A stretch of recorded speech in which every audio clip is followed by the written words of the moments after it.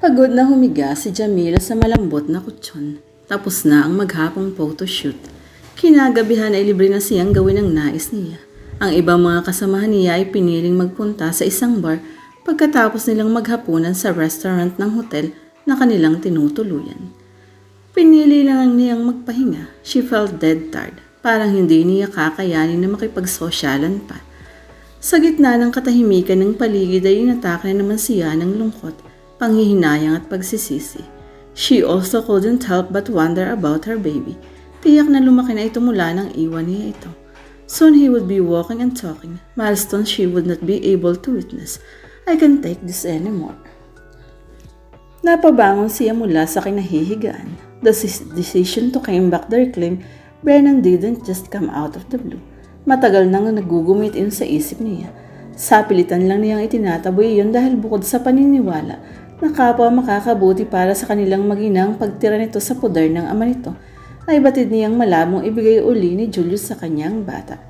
But she had to try. Nagtalo ang kanyang isip. Pero kapag ginawa mo yun, kapag kinumuha mo uli si Brennan, ay mangangahulugan niyo ng pansamantalang paghinto mo sa ginagawa mong trabaho. I don't care anymore. Ang mahalaga ay makapiling ko uli ang anak ko. Pero naisip mo ba ang magiging epekto sa kanya ng pagbawi mo sa kanya? It would confuse him or probably traumatize him. Na-trauma na nga siya nang bigla mo siyang iwan sa mga estranghero. Ngayon kung kailan nasanay na siya sa mga kasama niya, ay babawiin mo naman siya. Hindi ko naman siya basta nalang kukunin. I just want to see him. I can't stand being away from him anymore. Inabot niya ang cellphone na nakapatong sa nightstand. Saka niya hinanap ang numero ni Brax. Bago pa man sila magsimulang mag-date noon, ni Julius ay nakilala na niya si Brax sa isang salo-salong dinaluhan niya. He seemed genuinely nice. Mukhang may balak itong manligaw sa kanya, ngunit bago pa man ito makahirit ay nag-cross na ang landas nila ni Julius. Now he seemed more like a friend than a suitor. Did I wake you up? Tanong niya kay Brax. Nasa Pilipinas ito. Hindi na siya nagkaroon ng pagkakataong i-compute ang time difference sa bansang kinaroroonan niya. Not really. And as far as I'm concerned, you can wake me up anytime you want, sweetie. Napangiti siya. She welcomed hearing a friendly voice. Anyway, bakit napatawag ka? Aside from missing me, of course, pabirong sabi nito. Well, I've come to a decision. That sounds serious. Anong decision yun? I'm going to get back my son. Sandaling natahimik ito. Pinag-isipan mo na ba ng mabuti ang bagay na iyan? Kapag kuha na itanong nito. Of course I have. Then you must have realized the consequences of your action. It will probably mean the end of your career. Not unless you can resign yourself to leaving your baby with a nanny whenever you need to go out of town or out of the country. But knowing you, you would worry about the baby constantly. I just need to see him and be with him. Hindi ko naman inaasahan na basta na lang siya isasauli sa akin ni Julius. If ever he does agree to give him back, I'm prepared to shoulder the responsibility of raising him. Mag-isip ka pa ng mabuti, Jamila. It's not as easy as you think. Ngayon mo pa ba gagawin niyan kung kailan nagsisimula ng mag-take off ang career mo? You work long and hard to get where you are right now. So why rock the boat?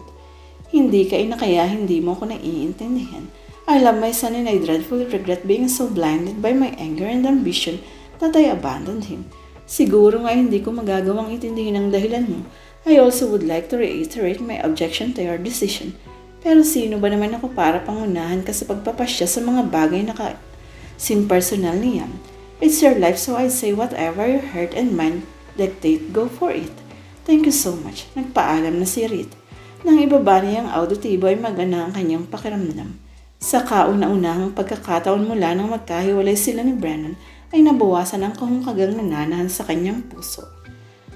Kabababa lang ni Julius ng auditibo. Isa sa mga private investigator ang inupahan niya para hanapin si Brennan, ang kausap niya.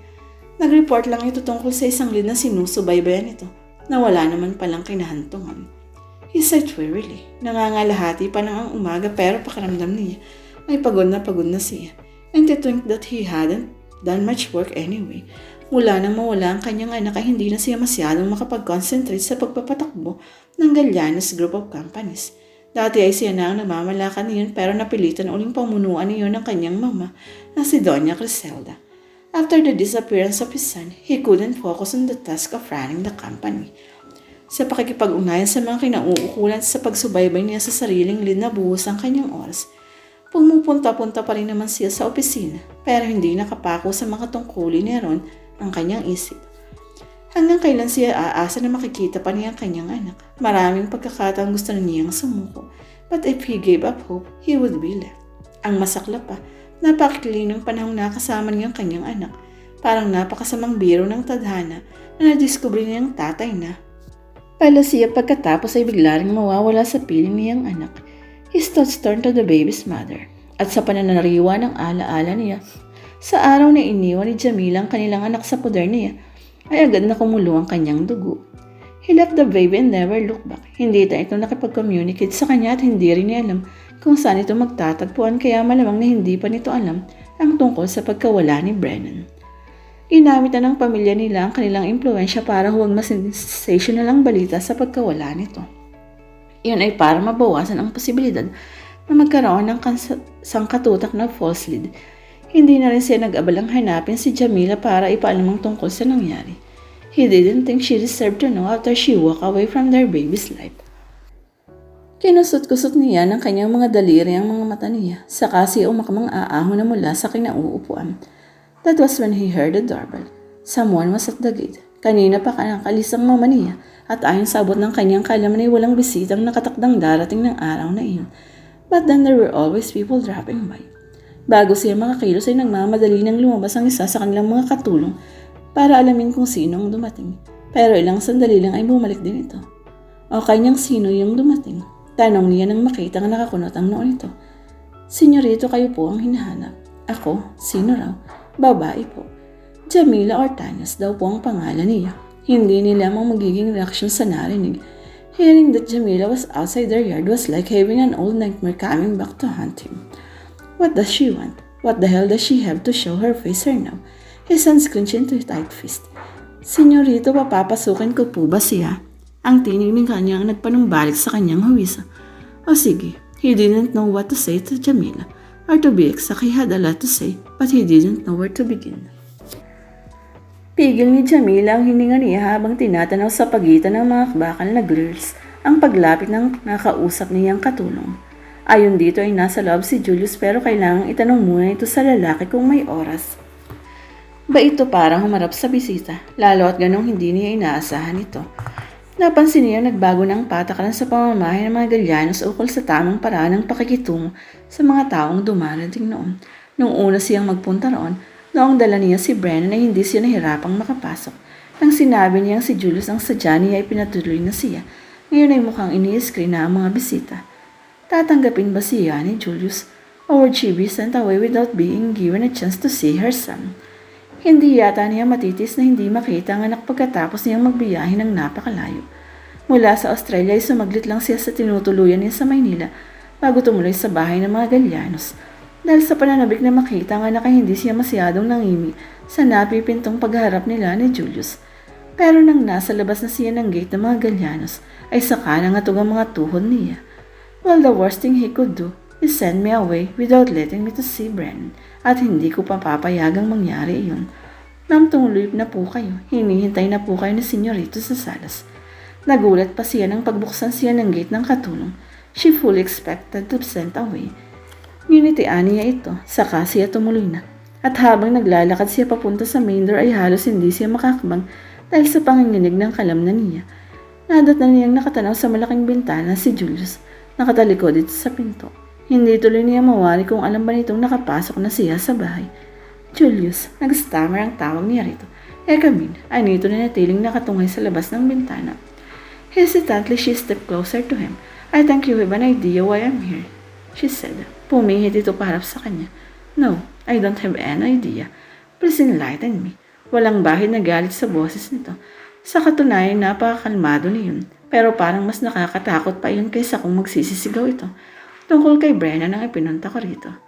Brennan? Nagulumihan siya. Ano ba ang nangyayari dito? My son, I want. Excuse me, your son? You have a son? Pardon me for being surprised. I just presume you have already forgotten that you ever had a son. Julius naman, while you turned your back on him and walk away, ni hindi mo naalalang kamustahin ang kalagayan niya. Siguro naman ay may basihan na isipin kung kinalimutan mo nang nagkaroon ka ng anak. That's not fair. I just did what I thought was best for him. For him or for you. For both of us. Heaven knows I wanted to see him or even just to ask about him. Pero parang mas makakabigat yun sa kalooban ko. Anyway, I'm free to show up taking care of him. So why are you here now? I can't stay away any longer. I needed to see him. Miss na miss ko na siya. You can see him. Nagimbal siya sa kalupitan nito. Alam kong galit na galit ka sa akin and I deserve it. Pero nakikiusap ako. I need to see my son. And then what? Kung papayag ka, kukunin ko na lang uli siya. You've got to be kidding. Anong tingin mo sa bata? Isang laro na pwedeng pagpasapasahan? Are you even thinking of his will para ang pansariling pangangailangan mo lang ang mahalaga sa'yo? Nagbabase yan ng tingin. He had a point. Mas isinasaalang-alang niya ang kanyang damdamin. Tinatanggap ko na ang pagkakamali ko. I am selfish and total jerk. Pero nagsisisi na ako. At paano mo naman bubuhayin ng bata kung sakali? Hihingi ka ng sustento, ganon? Of course not. Nagagat siya ng tingin. Pipilitin kong buhayin siya sa sariling pagsisikap ko. But then you figure that after knowing about him, I won't be able to just stand by and do nothing for him, right? The accusation hurt her. Ipinahihiwatig kasi niyo na may ulterior motive siya sa pagpupumilit na mabawi ang kanyang anak. That thought never entered my mind, but I don't expect you to believe me. Maghahanap ako ng mas matatag na trabaho, yung hindi ko kailangang mawala ng matagal sa piling ng anak ko.